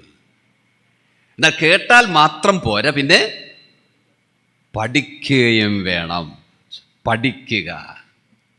അതേ വാക്യത്തിൽ തന്നെ മറ്റൊരു പ്രയോഗവും നാം കാണുന്നുണ്ട്, തിരുവെഴുത്തുകളെ ബാല്യം മുതൽ അറിയുകയും. നാം അറിയുകയും ചെയ്യണം. അത് കാര്യങ്ങൾ മനസ്സിലാക്കുന്നതാ. പഠിക്കുന്നവരെല്ലാം മനസ്സിലാക്കാറില്ല. അപ്പോൾ പഠിച്ച മാത്രം പോരാ, മനസ്സിലാക്കണം, അറിയണം. 4-മതായിട്ട് നിശ്ചയം പ്രാപിക്കുക. നിശ്ചയം പ്രാപിക്കുക. അതേ വാക്യത്തിൽ, അല്ല 15-ാം വാക്യത്തിൽ അവിടെ തന്നെ നാം കാണുന്നുണ്ട്, നീ പഠിച്ചും നിശ്ചയം പ്രാപിച്ചുമിരിക്കുന്നതിൽ. 5-മതായിട്ട് ആ 15-ാം വാക്യത്തിന്റെ അവസാന ഭാഗം കാണുന്ന മറ്റൊരു പ്രയോഗം നാം കാണുന്നുണ്ട്, നിലനിൽക്ക. നിലനിൽക്ക. അത് വചനത്തിൽ തുടരുന്നതിനെ കാണിക്കുന്നതാ, പ്രായോഗികമാക്കുന്നതിനെ കാണിക്കുന്നതാ. ആറാമതായിട്ട് 2-ാം അധ്യായം 13-ാം വാക്യം, അവിടെ മറ്റൊരു പ്രയോഗം നാം കാണുന്നുണ്ട്. 2-ാം അധ്യായം 16-ാം വാക്യം അവിടെ നാം വായിക്കുന്നത് ഇങ്ങനെയാണ്. സത്യവചനത്തെ 15-ാം വാക്യത്തിലാണ് നാം കാണുന്നത്. സത്യവചനത്തെ യഥാർത്ഥമായി പ്രസംഗിച്ചുകൊണ്ട്, യഥാർത്ഥമായി പ്രസംഗിച്ചുകൊണ്ട്. ഇവിടെ അർത്ഥം വ്യത്യസ്തമായി നാം മനസ്സിലാക്കുവാനായിട്ട് ആവശ്യമുണ്ട്. മലയാളത്തിൽ യഥാർത്ഥമായി പ്രസംഗിച്ചുകൊണ്ടെന്ന് നാം കാണുന്നു. എന്നാൽ ഇംഗ്ലീഷിൽ വായിക്കുമ്പോൾ റൈറ്റ്ലി ഡിവൈഡിങ് ദ വേർഡ് എന്ന. ആ റൈറ്റ്ലി ഡിവൈഡിങ് ദ വേർഡ് പ്രസംഗിക്കുന്നതിനെ കുറിച്ചല്ല, പിന്നെ അത് വിഭജിച്ച് പഠിക്കുന്നതിനെ കുറിച്ചാണ്. വചനം വിഭജിക്കുവാൻ നാം പഠിക്കണം. എങ്ങനെയും പറഞ്ഞാൽ പോരാ, പിന്നെ വചനം മനസ്സിലാക്കി ആവർത്തിച്ച് മനസ്സിലാക്കി അതിലെ വിഭജനങ്ങൾ നാം മനസ്സിലാക്കി വിഷയങ്ങൾ മനസ്സിലാക്കി വിഭജിക്കുവാൻ പഠിക്കണം. അതിനുള്ള കെൽപ്പ് ലഭിക്കുവാൻ കാലങ്ങൾ എടുക്കുമായിരിക്കാം. ഇങ്ങനെ വിചാരിക്കുക, ഒരു യാഗമൃഗത്തെ കട്ട് ചെയ്യുകയാണെന്ന് വിചാരിക്കുക. അതിനെ വിഭജിക്കുമ്പോൾ അതിനെ കട്ട് ചെയ്യേണ്ട ചില വിധങ്ങളുണ്ട്. കോഴിയെയും ആടിനെയും ഒക്കെ മുറിക്കുന്നവർക്കറിയാം, എവിടെയെങ്കിലും ഇട്ട് വെട്ടിയാ അത് മുറിഞ്ഞു മാറുകയൊന്നുമില്ല. പിന്നെ വെട്ടേണ്ട ചില രീതികളുണ്ട്. അല്ലെങ്കിൽ മറ്റൊരു ഉദാഹരണം എടുക്കുക, വിറക് കീറുന്നത് തന്നെ മനസ്സിലെടുക്കുക. ചില ഭാഗങ്ങളൊക്കെ വിടർന്നു വരണമെങ്കിൽ ചിലയിടത്ത് മുട്ടുള്ളിടത്തൊക്കെ വേണ്ടും വണ്ണം വെട്ടിയൊക്കെ ഉള്ളൂ. വെട്ടുവാനൊരു വഴിയുണ്ട്, അത് മനസ്സിലാക്കണം. പരിചയം കൊണ്ടേ അത് സിദ്ധിക്കുകയുള്ളൂ. ഒരു റോഡ് വെട്ടുകയാണെന്ന് വിചാരിക്കുക, എങ്ങനെയും വെട്ടാൻ സാധിക്കുമല്ല, അതിനൊരു വഴിയുണ്ട് അതിന് വെട്ടുവാനായിട്ട്. ഒരു വീട് വെക്കുകയാണെന്ന് വിചാരിക്കുക, ഇതിന്റെ വാനമൊക്കെ തോണ്ടുന്നത് എങ്ങനെയും തോണ്ടിയാലൊക്കെ ഇല്ല, അതിനൊരു വിധമുണ്ട്. അതിനൊക്കെ ഉപയോഗിക്കുന്ന വാക്കാണ് ഇവിടെ ഉപയോഗിച്ചിരിക്കുന്നത്. റൈറ്റ്ലി ഡിവൈഡിങ്, ശരിയായി വിഭജിക്കുക. അതിന് ചിലപ്പോൾ വചനത്തിന്റെ വ്യാകരണം മനസ്സിലാക്കേണ്ടതായി വരാം, വിഷയം മനസ്സിലാക്കേണ്ടതായി വരാം, പശ്ചാത്തലം മനസ്സിലാക്കേണ്ടതായി വരാം. അതിന്റെ വിശദീകരണങ്ങളിലേക്ക് പോകാൻ എനിക്ക് സമയമില്ല. അപ്പോൾ യഥാർത്ഥമായി പ്രസംഗിക്കുക എന്നവിടെ പറയുമ്പോൾ ഈ കാര്യങ്ങളെല്ലാം അതിലൂടെ ഉൾക്കൊണ്ടതാണ്. പിന്നീട് നാം നോക്കുമ്പോൾ 2-ാം അധ്യായം 2-ാം വാക്യത്തിൽ മറ്റൊരു വാക്ക് നാം കാണുന്നുണ്ട്, ഭരമേൽപ്പിക്കുക. വിശ്വസ്ത മനുഷ്യരെ ഭരമേൽപ്പിക്കുക.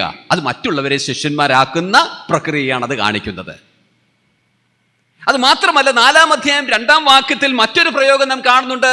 വചനം പ്രസംഗിക്കുക. ഒരു രാജാവിന്റെ ദൂതൻ എന്ന പോലെ ദേശത്തിന്റെ പല ഭാഗങ്ങളിലും അവന്റെ വാർത്ത, അവന്റെ സന്ദേശം അറിയിക്കുന്നത് പോലെ നാമും അറിയിക്കേണ്ടവരാണ്. പ്രസംഗിക്കുക, അത് പ്രഘോഷണത്തെ കാണിക്കുന്നതാണ്. വചനത്തോടുള്ള നമ്മുടെ ഉത്തരവാദിത്വം 8 കാര്യങ്ങൾ ഞാൻ ഓർപ്പിക്കുകയുണ്ടായി. ഒന്നാമതായി കേൾക്കുക, 2-ാമതായി പഠിക്കുക, 3-ാമതായി അറിയുക, 4-ാമതായി നിശ്ചയം പ്രാപിക്കുക, 5-ാമതായി നിലനിൽക്കുക, 6-ാമതായി ശരിയായി വിഭജിക്കുക, 7-ാമതായി ഭരമേൽപ്പിക്കുക, 8-ാമതായി പ്രസംഗിക്കുക അല്ലെങ്കിൽ പ്രഘോഷിക്കുക. വചനത്തിനോടുള്ള നമ്മുടെ ഉത്തരവാദിത്തങ്ങൾ ഇത്രയും പറയുന്ന ലേഖനം വേറെ ഉണ്ടോ എന്ന് എനിക്ക് സംശയമാണ്. വീണ്ടും ഓർക്കുക, പൗലോസ് തന്റെ ശുശ്രൂഷ തികച്ച് മാറുവാൻ തയ്യാറെടുക്കുക. നിര്യാണകാലം അടുത്തു എന്ന് എനിക്കറിയാം. വിശ്വസ്തമായി തിമോത്തിയോസ് നിൽക്കേണ്ടതിന് കാര്യങ്ങൾ തന്നെ ഭരമേൽപ്പിക്കുക. ഉത്തരവാദിത്തങ്ങൾ താൻ അവനെ ഓർപ്പിക്കുക.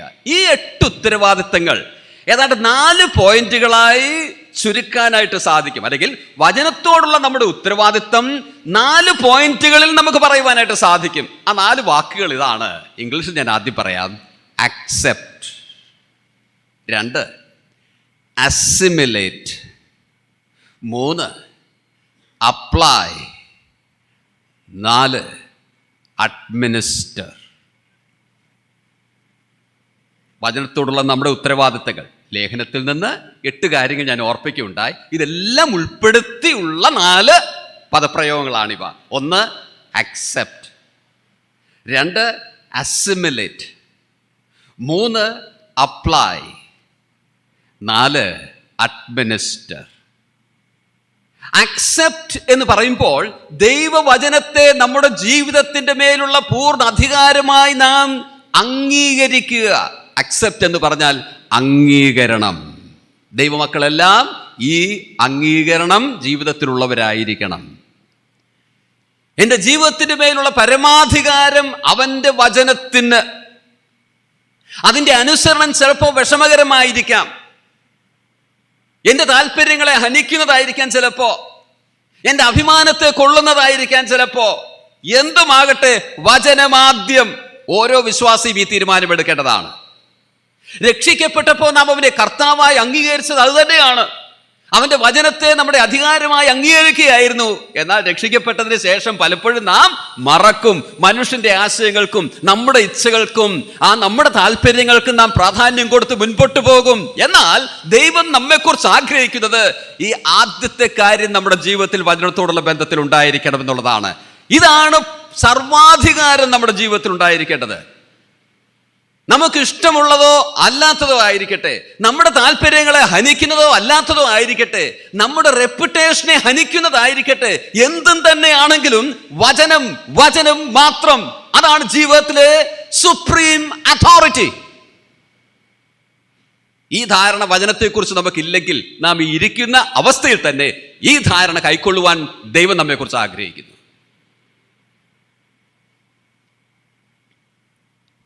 എന്താ ഞാൻ രണ്ടാമത് പറഞ്ഞ വാക്ക്? അസിമിലേറ്റ്. എന്താ അസിമിലേറ്റ് എന്ന് പറഞ്ഞാൽ അർത്ഥം? അക്സെപ്റ്റ് എന്ന് പറഞ്ഞാൽ അംഗീകരണം. അസിമിലേറ്റ് എന്ന് പറഞ്ഞാൽ സ്വാംശീകരണം. സ്വാംശീകരണം സ്വാംശീകരണം എന്ന് പറഞ്ഞാൽ നമ്മുടെ ജീവിതത്തിന്റെ ഭാഗമാക്കുക. എൻ്റെ ജീവിതത്തിന്റെ മേൽ വചനമാണ് ഏറ്റവും വലിയ അധികാരം എന്നൊക്കെ അംഗീകരിച്ചു. പക്ഷെ അതിലുള്ളത് എന്താണെന്ന് അറിഞ്ഞില്ലേ പിന്നെ എന്നാ ഗുണം? അപ്പോൾ അതിലുള്ളത് വായിച്ച് മനസ്സിലാക്കി ജീവിതത്തിന്റെ ഭാഗമാക്കുന്നതാണ് രണ്ടാമത്തെ പടി, സ്വാംശീകരണം. അതാണ് അസിമിലേറ്റ്, ജീവിതത്തിന്റെ ഭാഗമാക്കുക. മൂന്നാമത്തെ വാക്ക് ഞാൻ പറഞ്ഞത് എന്താണ്? അപ്ലൈ. എന്താ അപ്ലൈ എന്ന് പറഞ്ഞാൽ അർത്ഥം? അനുസരണം. ജീവിതത്തിന്റെ ഓരോ രംഗത്തും നാം സ്വാംശീകരിച്ചത് പ്രായോഗികമാക്കുക.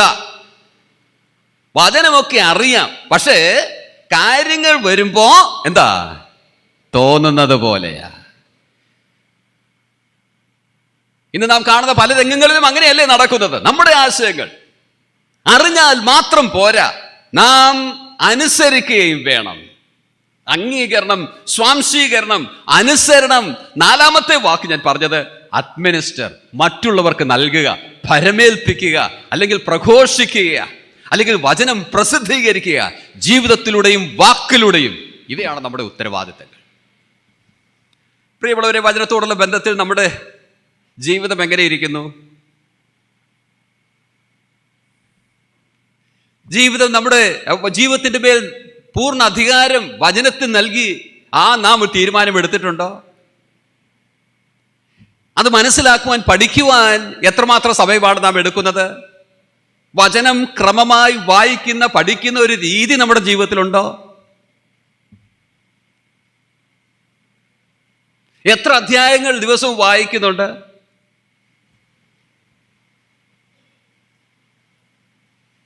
അനുസരണം എമ്മാത്രമാണുള്ളത്? മറ്റുള്ളവർ വചനം എന്നിലൂടെ കാണണം എന്നുള്ള ആഗ്രഹം എത്രമാത്രമാണുള്ളത്? നമ്മുടെ ജീവിതത്തിന്റെ വിജയം, നമ്മുടെ ജീവിതത്തിന്റെ ഫലം, അല്ലെങ്കിൽ ക്രിസ്തുയേശുവിലുള്ള കൃപയാൽ ശക്തിപ്പെടുക എന്നുള്ള ആ വലിയ ഉത്തരവാദിത്വം നടക്കുന്നത്, അത് ജീവിതത്തിൽ സാധ്യമാകുന്നത് വചനത്തോടുള്ള നമ്മുടെ ബന്ധത്തിന് അനുസരിച്ചിരിക്കും. വചനത്തോട് വേണ്ടുന്ന ബന്ധമില്ലെങ്കിൽ ഈ തീം വെച്ച് എത്ര പ്രസംഗം കേട്ടാലും, ഇത് എത്ര പഠിച്ചാലും ഫലമുണ്ടാകുകയില്ലെന്നുള്ളത് നാം ഓർക്കണം. നമ്മുടെ ജീവിതത്തിന്റെ വിജയം വചനത്തോടുള്ള നമ്മുടെ ബന്ധത്തെ അടിസ്ഥാനമാക്കിയിരിക്കും. വേണ്ടുന്ന സ്ഥാനം ജീവിതത്തിൽ വചനത്തിന് നൽകുവാൻ ഇടവന്നിരുന്നുവെങ്കിൽ എത്രയോ നന്നായിരുന്നു. കുറഞ്ഞ പക്ഷം നാം ഇപ്പോൾ 1 മണിക്കൂറോളം ഈ വചനത്തെക്കുറിച്ച് നാം കേൾച്ചുകൊണ്ടിരിക്കുകയായിരുന്നുവല്ലോ. 2 തിമോത്തിയോസിൽ പറയുന്ന കാര്യങ്ങളെക്കുറിച്ച് നാം കേൾക്കുകയായിരുന്നുവല്ലോ. കുറഞ്ഞ പക്ഷം വചനം വായിക്കുവാനൊരു തീരുമാനമെങ്കിലും, ക്രമമായി വായിക്കുവാനൊരു തീരുമാനമെങ്കിലും നാം എടുക്കേണ്ടത് ഏറെ ആവശ്യമാണ്. റോബർട്ട് മുറെ മക്ഷെയ്ൻ എന്ന് പറയുന്ന ഒരു ദേവദാസനുണ്ടായിരുന്നു. റോബർട്ട് മുറെ മക്ഷെയ്ൻ സ്കോട്ട്ലൻഡിൽ ജീവിച്ചിരുന്ന വ്യക്തിയാണ്. 19-ാം നൂറ്റാണ്ടിൻ്റെ മധ്യഭാഗത്ത് ജീവിച്ചിരുന്ന വ്യക്തിയാണ്. തന്നെക്കുറിച്ച് പറയുന്നത്, താൻ വചന ഘോഷണത്തിനായിട്ട് സ്റ്റേജിലേക്ക് കടക്കുമ്പോൾ തന്നെ, വചനവുമായി താൻ സ്റ്റേജിലേക്ക് പോകുമ്പോൾ തന്നെ ജനമെല്ലാം വിറയ്ക്കുമായിരുന്നുവെന്ന്. തൻ്റെ ശുശ്രൂഷ നിമിത്തം താൻ കൂടിയിരുന്ന ആ കൂട്ടം, ആ സഭ ഏതാണ്ട് 100-ൽ താഴെയായിരുന്നു ആരംഭത്തിൽ. ആയിരങ്ങളായി ചില വർഷങ്ങൾക്കുള്ളിലെന്നാണ് പറയുന്നത്. അത്ര എഫക്റ്റീവായിട്ടുള്ള ഒരു ശുശ്രൂഷ തികച്ച ഒരു ദൈവദാസൻ. ഞാനിത് പറയുമ്പോൾ വിചാരിക്കുമായിരിക്കും 70 വർഷം 80 വയസ്സൊക്കെ പ്രായമുള്ള ഒരു വ്യക്തിയെക്കുറിച്ചാണ് പറയുന്നത് എന്ന്. ഇല്ല, റോബർട്ട് മുറെ മക്ഷെയ്ൻ തൻ്റെ 30-ാമത്തെ വയസ്സിൽ മരിച്ച ഒരു വ്യക്തിയാണ്. അതിനു മുൻപ് ആ മിഷണറി ചരിത്രത്തിൽ തൻ്റെ മുദ്ര താൻ പതിപ്പിച്ചു. താൻ ദൈവവചനത്തിനൊരു മാർഗരേഖ നൽകിയിട്ടുണ്ട്. താൻ പറയുന്നത് 4 ആരംഭങ്ങളിൽ വായിക്കുവാനായിട്ട് തുടങ്ങുക. 4 ആരംഭങ്ങളിൽ. സൃഷ്ടിയുടെ ആരംഭം ഉൽപ്പത്തി. പ്രവാസത്തിൽ നിന്നും മടങ്ങി വന്ന അവരുടെ ആരംഭം എസ്ര. പുതിയ നിയമത്തിൻ്റെ ആരംഭം മത്തായി. സഭയുടെ ആരംഭം അപ്പോസ്തല പ്രവൃത്തി. ദിവസവും 4 അധ്യായം. ഈ 4 ഭാഗങ്ങളിൽ നിന്ന് വായിക്കുക, വായിച്ചു മുൻപോട്ട് പോവുക. താൻ പറയുന്നത് ഇതാണ്, അങ്ങനെ വായിച്ചാൽ വർഷം മുഴുവനും തിരുവചനത്തിൻ്റെ എല്ലാ ഭാഗങ്ങളോടും നമുക്ക് ബന്ധമുണ്ടായിരിക്കും. 4 അധ്യായം ഒരു കോണിൽ നിന്ന് വായിച്ചാൽ ഉൽപ്പത്തി 1 മുതൽ 4 വരെ വായിക്കുമ്പോൾ വെളിപ്പാടിലുള്ളത് എന്താണെന്ന് ഒരു ഐഡിയ നമുക്കില്ല. വെളിപ്പാടിൽ എത്തുമ്പോഴേക്കും മറ്റു ഭാഗങ്ങളുമായിട്ടൊരു ബന്ധവുമില്ല. ഈ 4 ഭാഗങ്ങളിൽ ആരംഭങ്ങളിൽ നാം വായിച്ചു തുടർന്നാൽ അത് വളരെ പ്രയോജനമായിരിക്കും. വചനത്തോട് മുഴുവനും ബന്ധപ്പെട്ടിരിക്കാൻ ഇടയായിത്തീരും എന്ന് താൻ സജസ്റ്റ് ചെയ്യുകയുണ്ടായി. അത് പിന്തുടരുന്ന അനേകരുണ്ട് ലോകത്തിൽ. അത് നല്ലൊരു ആരംഭമാണ്. എന്നാൽ അത് സാധിക്കുന്നില്ലെങ്കിൽ കുറഞ്ഞ പക്ഷം ദൈവവചനം ഒരു വർഷം ഒരു പ്രാവശ്യമെങ്കിലും വായിച്ചു തീർക്കുവാനുള്ള ഒരു ശ്രമമുണ്ടായിരിക്കാം. ദൈവം അത് നമുക്ക് വളരെ പ്രയോജനമുള്ളതാക്കി തീർക്കുവാനിട വരും. ഞാൻ 10-ാം ക്ലാസ് പഠിക്കുന്ന കാലം മുതൽ ആ തീരുമാനമെടുത്ത് ഇന്ന് വരെയും അത് തുടരുന്നുണ്ട്. ഒരു വർഷം ഒരു പ്രാവശ്യം. ആ വായിക്കുമ്പോൾ പല കാര്യങ്ങളും മനസ്സിലായില്ലെന്നിരിക്കും, എന്നാൽ വേദപരിചയം നമുക്കുള്ളതായിത്തീരും. ദൈവം നമ്മെ സഹായിക്കട്ടെ. വചനത്തോട് വീണ്ടും ബന്ധപ്പെട്ടിരിക്കാം. പല കാര്യങ്ങളും വളരെ ചുരുക്കമായി ഞാൻ പറഞ്ഞു എന്ന് മാത്രമേ ഉള്ളൂ. ഈ വേദഭാഗം അല്ലെങ്കിൽ 2 തിമോത്തിയോസ് വീണ്ടും വായിച്ച് വചനത്തെക്കുറിച്ച് എന്തൊക്കെ പറഞ്ഞിരിക്കുന്നു അത് മനസ്സിലാക്കി ജീവിതത്തിൽ വചനത്തിന് വേണ്ട സ്ഥാനം നൽകുകയും ചെയ്യാം. അതിൻ്റെ സ്രോതസ്സ് മനസ്സിലാക്കാം. ദൈവവചനമാണിത്. അതിലെ വിവരണങ്ങൾ നമുക്ക് മനസ്സിലാക്കാം. അതിലെല്ലാം അർത്ഥങ്ങൾ പലതുള്ളവയാണ്. മാത്രമല്ല നമ്മുടെ ഉത്തരവാദിത്വങ്ങളും മനസ്സിലാക്കി ഉത്തരവാദിത്വങ്ങളെ നിറവേറ്റാം. വചനത്തിന് ജീവിതത്തിൽ സ്ഥാനം നൽകാം. അങ്ങനെ നാം ജീവിക്കുന്നുവെങ്കിൽ ക്രിസ്തുയേശുവിലുള്ള ദൈവകൃപയാൽ പറഞ്ഞാട്ട് ശക്തിപ്പെടുവാനായിട്ട് ഇടയായിത്തീരും. അങ്ങനെ ആരോഗ്യകരമായ ആത്മീയ വളർച്ചയുള്ളവരായി കർത്താവിനായി ജീവിക്കാം. അതിന് ഈ വചനങ്ങൾ മുഖാന്തരവും ദൈവമായ കർത്താവ് നമ്മെ ഇവരെയും സഹായിക്കുമാറാകട്ടെ.